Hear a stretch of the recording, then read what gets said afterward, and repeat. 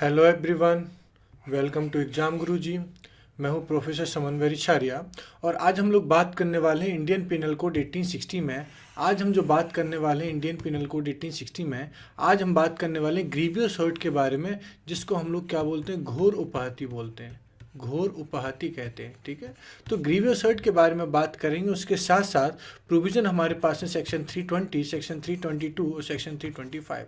तो इन तीन प्रोविज़न के बारे में और हम यहाँ पर बात करेंगे। ठीक है, तो चलिए देखते हैं। यहाँ सबसे पहले हम देखेंगे चैप्टर 16 हमारे पास होता है, अध्याय 16 हमारे पास होता है। चैप्टर 16 जो है वो offence affecting the human body. कहने का मतलब यहाँ पर है कि जो ह्यूमन बॉडी से रिलेटेड ऑफेंस है, ठीक है, मानव शरीर, ह्यूमन बॉडी को बोलते हैं मानव शरीर।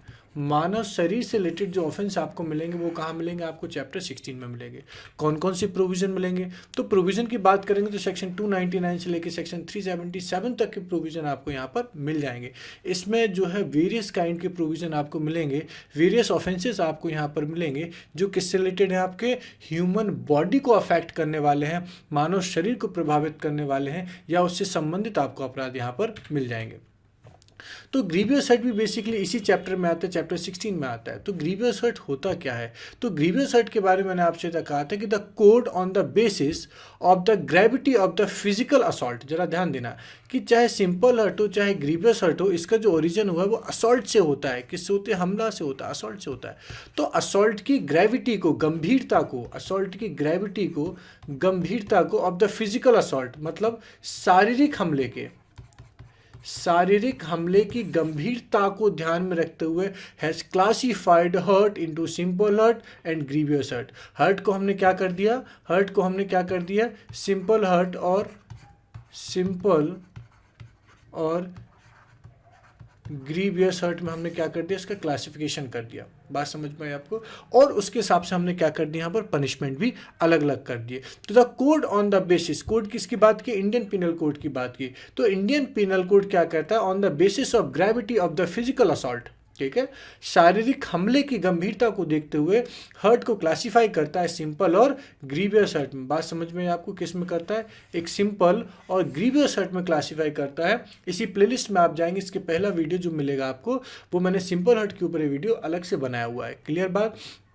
चलिए यहाँ पर देखते हैं। तो सबसे पहले आपको देखेंगे सेक्शन 320 को, अगर आप देखेंगे सेक्शन 320 को अगर आप देखेंगे तो ग्रीवियस हर्ट के बारे में आपको क्या करता है, बताता है कि the following kinds of hurt only are designated as grievous. ठीक है, तो निम्नलिखित श्रेणी के हर्ट जो है, निम्नलिखित श्रेणी की जो क्षति है, उपहति है, वो गंभीर उपहति या घोर उपहति की श्रेणी में आती है। सबसे पहला आपको मिलेगा एमस्कुलेशन के बारे में, जिसको हम लोग क्या बोलते हैं, पुंसत्व हरण के बारे में कहा जाता है। ठीक है, तो पुंसत्व हरण जो वर्ड है उसका वास्तव में मीनिंग क्या होता है, मीनिंग ये होता है कि कोई भी मेल जो होता है, ठीक है, मेल को क्या कर देना कि जो मेल पर्सन है उसकी जो सेक्स पावर होती है उसको खत्म कर देना। ठीक है, उसको वंचित कर देना, किसी पुरुष को पुरुषोचित से वंचित कर देना कहलाता है। ठीक है, या ये सारी चीज़ें जो उसके कहीं ना कहीं जो सेक्स रिलेटेड चीज़ें होती हैं, सेक्स रिलेटेड जो पावर होते हैं उसको खत्म कर देना, ये किस में आता है, एमस्कुलेशन की कैटेगरी में आता है। सेकंड अगर आप देखेंगे तो सेकंड आता है permanent prevention of the site of either eyes. ठीक है, दोनों में से किसी भी नेत्र की, आंखों के बारे में कहा गया, आंखों के बारे में कहा गया। ठीक है, आंखों के बारे में कहा गया है कि दोनों में से किसी भी नेत्र की दृष्टि का स्थायी विच्छेदन कहा गया है कि अगर इस तरीके से आप क्या कर देते हैं कि दोनों आंखों की जो देखने की रोशनी होती है, ठीक है, उसको खत्म कर देना।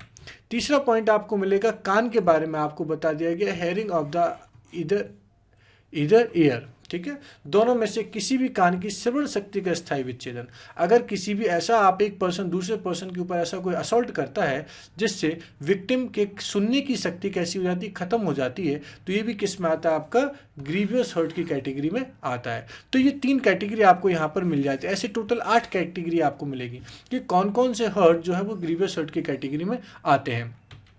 इसके साथ साथ आप देखेंगे 4th वाला क्लॉज आपको मिलेगा, यहाँ पर इन्होंने बता दिया एनी मेंबर ऑफ जॉइंट। कहने का मतलब है कि बॉडी जो ऑर्गन होते हैं, ह्यूमन बॉडी में कोई बहुत सारे जॉइंट आपको मिल जाएंगे, बहुत सारे जॉइंट आपको मिल जाते हैं। ठीक है, या कोई भी ऑर्गन आपका, कोई अंग यहाँ पर आपको मिल जाएगा, उसको अगर आपने अलग कर दिया, कान काट दिया, नाक काट दी, तो ये क्या कहलाता है आपका, ये किस कैटेगरी में आता है, 4th वाली कैटेगरी में आता है। ठीक है, 5th वाली कैटेगरी में देखेंगे तो पावर की बात की गई है। ठीक है, डिस्ट्रक्शन डिस्ट्रक्शन और permanent umpiring of the power of any member of joint, ठीक है, किसी भी अंग या जोड़ की शक्ति का, किसी भी अंग या जोड़ की शक्ति का स्थायी नाश। देखिए कहने का मतलब है कि फोर्थ वाले क्लॉज में, फिफ्थ वाले क्लॉज में जो डिफरेंस आता है वो ये होता है, फोर्थ वाले क्लॉज में किसी भी बॉडी ऑर्गन को आप क्या कर देते हैं, उसको अलग कर देते हैं बॉडी से, लेकिन फिफ्थ वाले क्लॉज में बॉडी पार्ट को या ऑर्गन को अलग करने की जरूरत यहाँ पर नहीं होती है, लेकिन उसका जो पावर होता है, उसका पावर जो होता है, वो उसकी जो शक्ति होती है उसको आप क्या कर देते हो, खत्म कर देते हो, उसके पावर को आप खत्म कर देते हो। जैसे बहुत सारे ऐसे लोग होते हैं जिनके पैर तो होते हैं लेकिन वो चल नहीं पाते, तो किसी एक्सीडेंट की वजह से, किसी असॉल्ट की वजह से ऐसा होता है कि उन पैर के पावर कैसे हो जाते हैं, खत्म हो जाते हैं। तो ये किस में आता है, फिफ्थ वाली कैटेगरी में आता है। और फाइनली सिक्स्थ वाली कैटेगरी को अगर आप देखोगे तो उन्होंने एक वर्ड इस्तेमाल किया हुआ है, परमानेंट डिसफिगरेशन की यहाँ पर बात की गई है, कहलाता है इसका विद्रुपीकरण।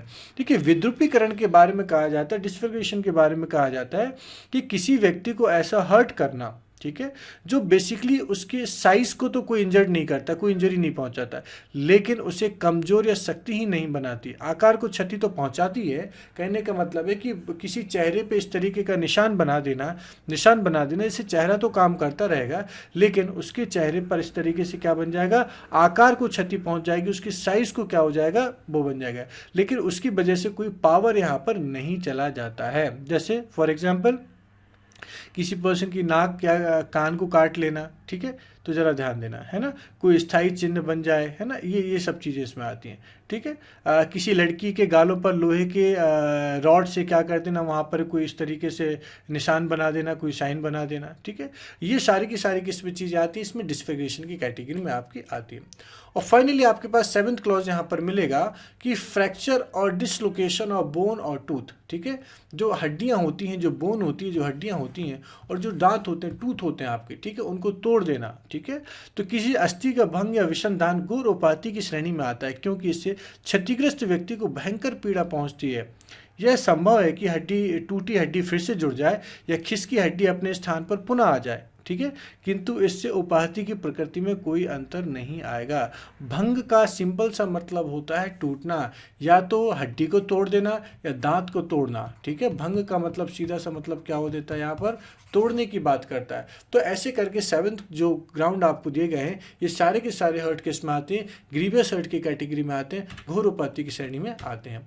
और फाइनली आपके पास एक एट्थ वाला क्लॉज मिलेगा, लास्ट वाला क्लॉज आपको मिलेगा, एनी हर्ट विच इंडेंजर्स लाइफ और which causes the suffers to be during the space of 20 days। जरा याद रखना कि इसमें एक जरा डेट याद रखना, 20 डेज के बारे में बता दिया गया, 20 डेज इन सब बॉडीली पेन और unable to follow his ordinary pursuit. देखिए, कोई उपाधि जो जीवन को संकटापन्न करती है, ऐसी कोई यहाँ पर हर्ट होता है जो किसी पर्सन को ऐसी बॉडीली इंजरी करता है, जिससे क्या हो जाता है, उसको उसकी लाइफ खतरे में पड़ जाती है, उसके जीवन को डेंजर हो जाता है, या जिसके कारण, देखिए और लिखा हुआ है, इन दोनों में से कोई एक चीज़ हो सकती है, और जिसके कारण कोई उपाहत व्यक्ति जो होता है, जो भी विक्टिम यहाँ पर होता है, 20 डेज तक, जरा याद रखना प्रीलिम्स में अक्सर ये पूछा जाता है, 20 डेज तक ऐसी कोई बॉडली क्या होता है यहाँ पर, ऐसी बॉडली पेन उसको होता है, ऐसे कोई बॉडली पेन उसको होता है। ठीक है, या जिससे क्या नहीं करता, वो अपना जो ऑर्डिनरी जो वर्क होता है, ऑर्डिनरी जो काम होता है उसका, वो करने में कैसा हो जाता है, यहाँ पर अनेबल हो जाता है, इनकैपेबल हो जाता है। ठीक है,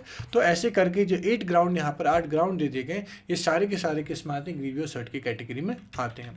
इसके साथ साथ देखेंगे तो उसमें मैंने पहले भी कहा था कि ग्रीवियस हर्ट को लेकर ऑफेंस, तो वॉलेंट्री कॉजिंग ग्रीवियस हर्ट के बारे में आपको बता दिया कि whoever voluntarily causes hurt, if the hurt which he intended to cause or known himself to be likely to cause is grievous hurt. Clear?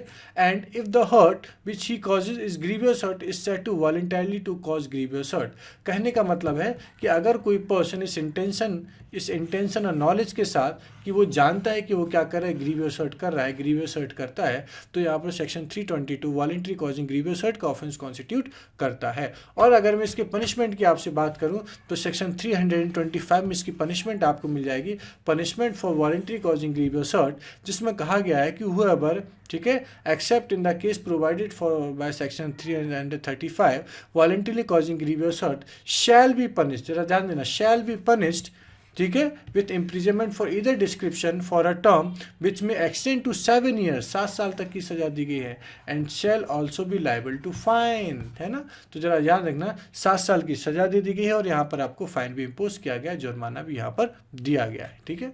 तो ये आपका पूरा चैप्टर था ग्रीवियस हर्ट को लेके, जिसमें हमने सबसे पहले किसको देख लिया, एक्टस रिया को देखिए, एक्टस रिया में हमने किसको देख लिया, ग्रीवियस हर्ट को देख लिया।